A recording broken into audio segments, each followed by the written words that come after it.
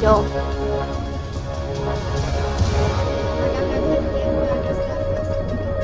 I am Rodrigo Roa Duterte. That's my first middle name is Roa. Surname is Duterte. Maayo tag nag-inabuso na siya during sa iyang presidency. Wala nag-abuso. Wala ko kapalungan sa akong pagtabang. Maski kaluoy na lang unta. Kaluoy na lang. Abuso. Grabe. Abuso. Patay na unta ni mo siya. Dito. Kidnap ninyo. Grabe, abuso.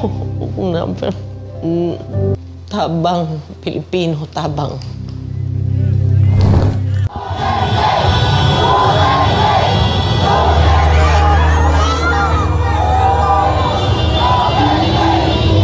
Relax lang, may hangganan ng lahat. There will be a day of reckoning for all.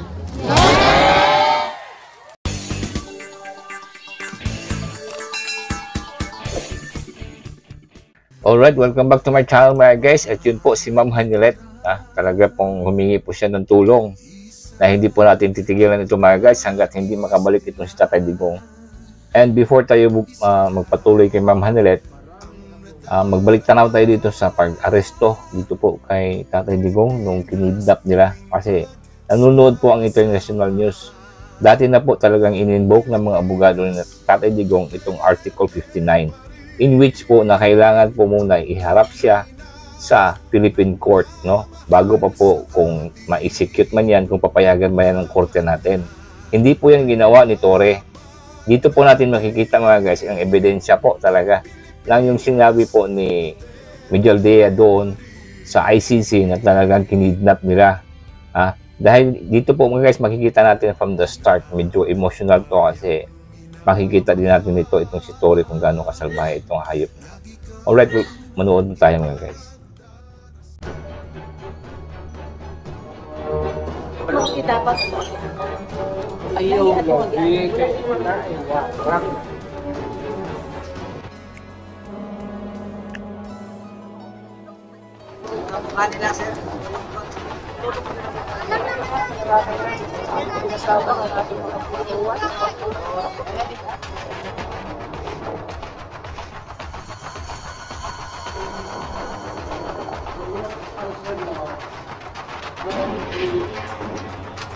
By virtue of the warrant of arrest issued by the ICC for crimes against humanity.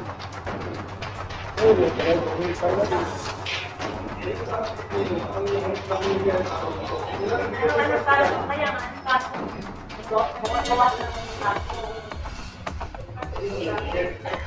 Under sir? Sir, ganito. Ito na sinasabi ko sir na we can do this thing hard way. We can do this easily.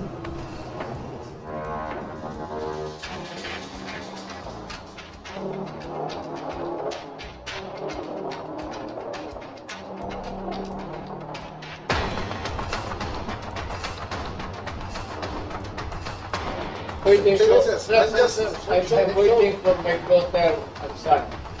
Just invoke Article 59. Bakit hindi yan magawa-gawa? Attorney, you will That's precisely the point that I'm saying. ano lang naman yan? Kayo, please lang, bawal hawakan. Bawal hawakan. Kayo ko na lang. Bawal The right to hawakan. counsel is something that has to be observed and respected. Huwag kayong umawak. Kailan na kayo pakialam sa lawyer? Bawal mo ano yung lawyer. Bawal mo ano yung lawyer. Bawal. Huwag mo hawakan yung lawyer. Huwag mo hawakan. Huwag mo hawakan. Huwag mo hawakan. Huwag mo hawakan. Time lang eh. Huwag mo hawakan yung nanay mo.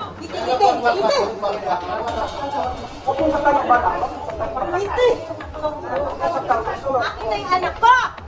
Akin na yung anak ko! Akin na! Halika dito na! Halika dito na!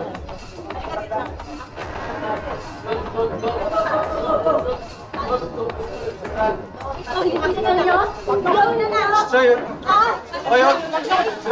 na konti. Ano yan, babae yan, ha? Kahit ako, kung dadating ba ang mga anak ko at hindi ninyo pinapasok. Papasukin mo na lang yung anak. Paano ka na lang? Para lang makapasok. Kasi yung anak Hindi matatapos ito, sir, pag hindi kayo sumunod. The right to remain silent. Everything you say can and will be used against you in the court of law. You have the right for an attorney. You, for an attorney, an attorney will get what to tell you. Do you understand this, right? You are under arrest for obstruction of justice 1829, sir. Let's go. Okay. Osan, please. Osan. Osan.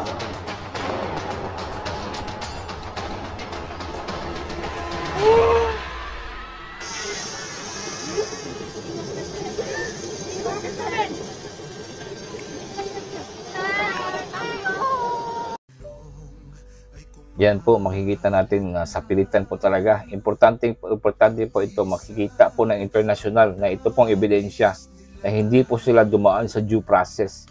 Hindi nila binigyan ng mabuting due process si Duterte. Talagang kinidnap nila. Dapat iharap muna nila yan dito po sa korte natin. Bakit kailangan mong gawin yan, Marcos? Itong bangag na bangag talaga, itong hayop. Grabe ka, traidor ka. Grabe ka. Sobra-sobra ang pagka-traidor mo. Mas grabe ka pa sa ama mo. Oo talaga, totoo yan.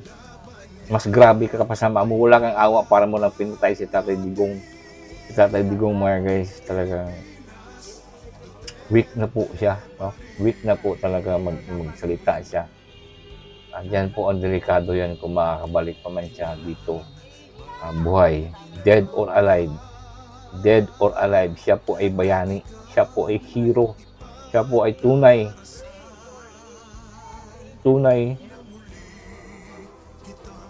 yung nagmamalasakit sa may hihirap. Meron lang tayong naranasan na meron tayong kakampi, diba? Pero binastos nitong hayop na walang bayag nitong animal na Marcos.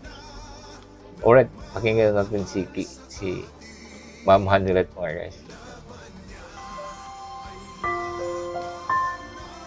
Message ko sa Pilipino, kabalo mangod ko, alam ko ba how he took his oath seriously. Gihimo niya ang tanan para sa Pilipino. Gusto niya may maayos na buhay ang bawat Pilipino.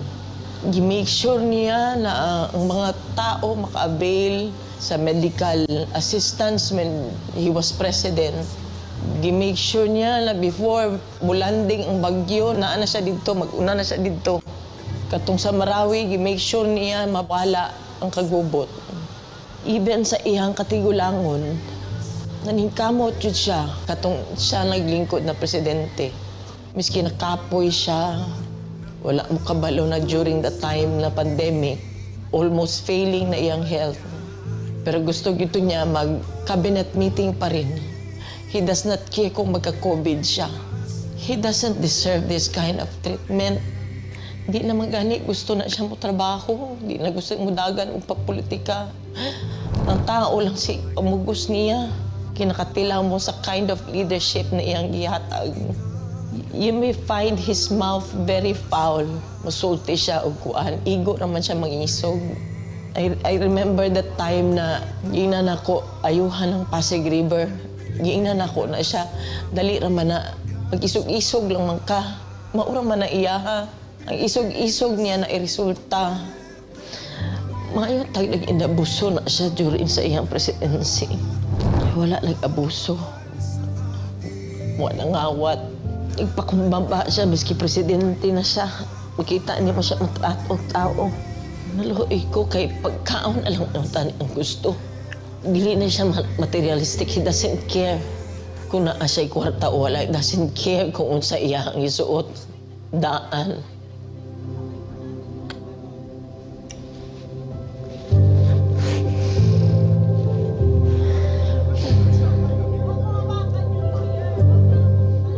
Wala ko kapalong sa akong pagtabang.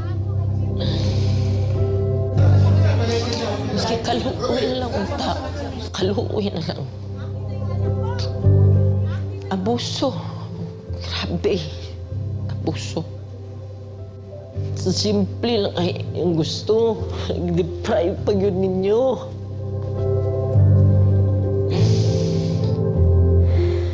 Simple lang kaya ang gusto na. I-deprive lagi miskin gipatay na unta nimo siya dito. I-kidnap ninyo. Mag 80 years old na na siya. Kabalo mo ko sa iyang health. Wala tanan. Wala gani medisina. Kay gikan mi sa Hong Kong. Good for 3 days lang iyang dala. Pati sa nina. Kapi abuso.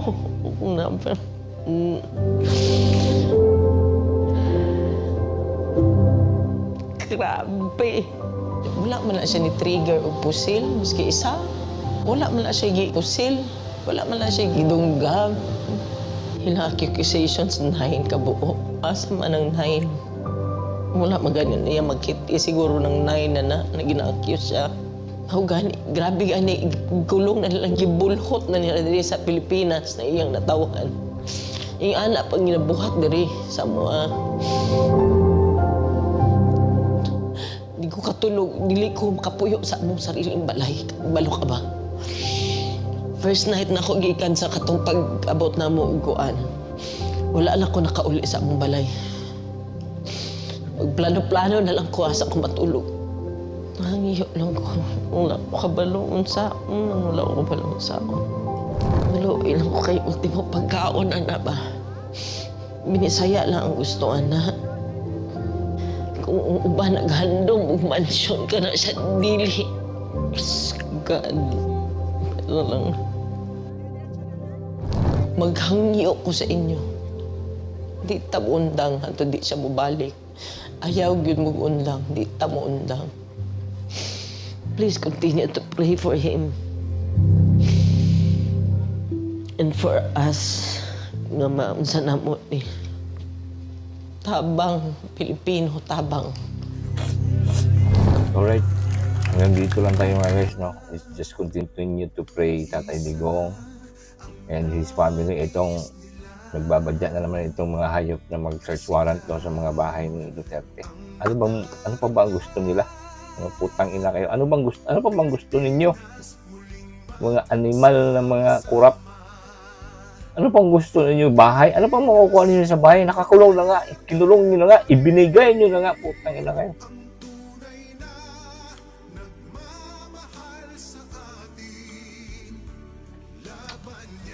Pero yun nga sinasabi ko, no? Just continue to pray. Talagang mananaig tayo. Nananaig ang katotohanan. Alam ng Panginoon kung ano ang nangyayari. The truth will prevail and we will prevail. Thank you for watching, guys. God bless you all.